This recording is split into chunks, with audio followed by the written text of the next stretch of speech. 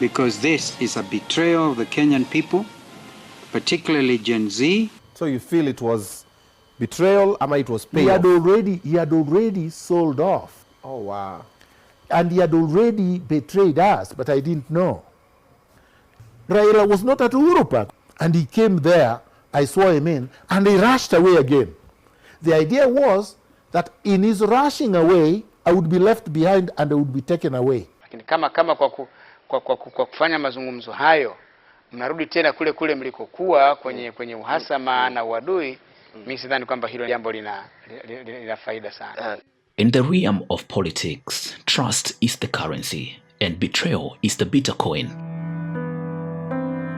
Welcome to the Betrayal in Politics, where we delve into the complexities of Raila Odinga's power, ambition, and the consequences of broken promises to his suicidal followers.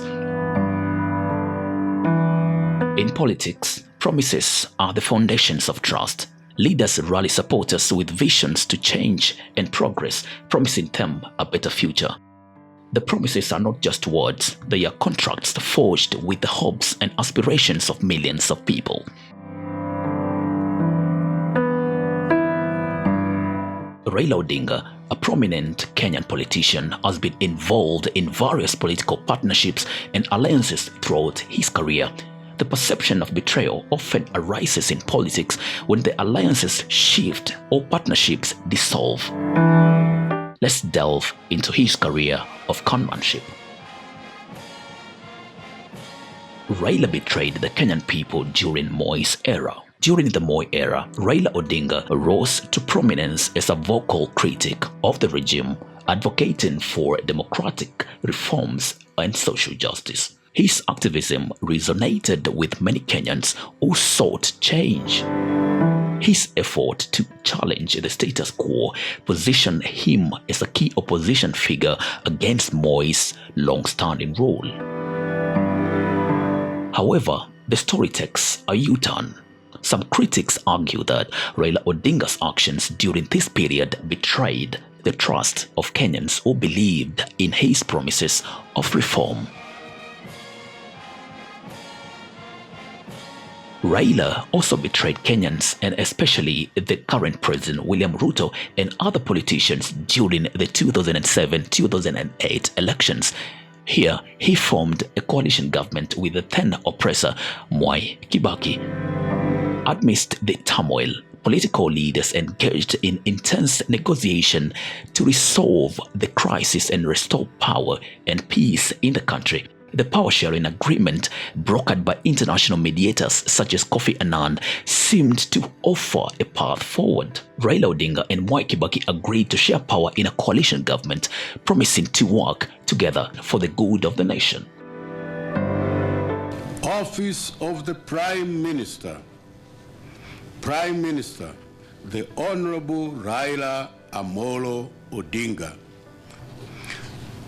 Deputy Prime Minister and Minister for Trade, the Honorable Uhuru Kenyatta. Deputy Prime Minister and Minister for Local Government, the Honorable Wycliffe Musalia Mudavadi. Yet for many Kenyans, the events of 2007-2008 left a lasting scar. Despite the power-sharing agreement, perception of betrayal continued to linger.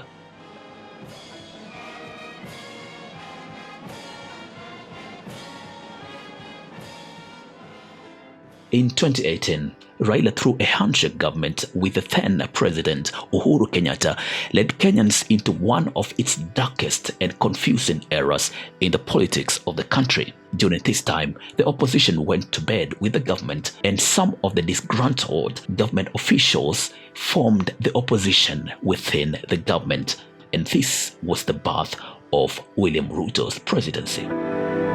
Some supporters felt betrayed, believing that the handshake compromised the political goals and diluted the opposition's stance.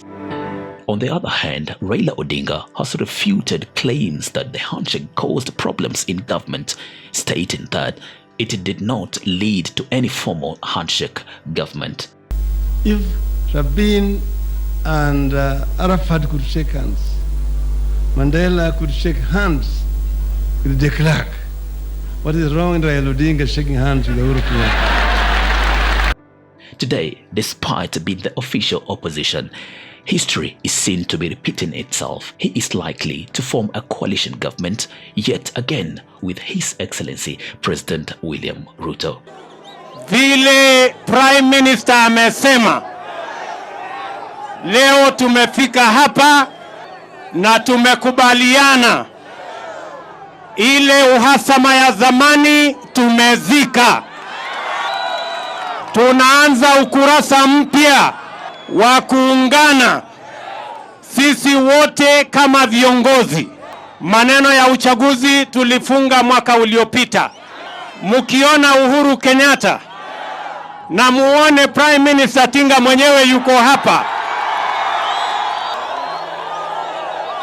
na muone Hasla ako kati yao, mujue mambo ni sawa. Tunakubaliana? Tunakubaliana?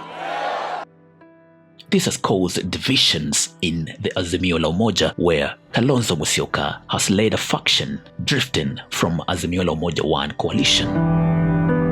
Mr. Odinga, who is the leader of the opposition coalition, has indicated his willingness to join President Ruto, who is desperate to form a government of national unity as a way out of the current political storm caused by the youths, who are called the Gen Z, who have held the country hostage through the mass protests. We shall not participate in or support the proposed Kenya Kwanza-led broad-based government of national unity, because this is a betrayal of the Kenyan people, particularly Gen Z and millennials, who are paid the ultimate price to rid this country of the disastrous Kenya Kwanza regime. Raila has indeed broken the trust of many Kenyans.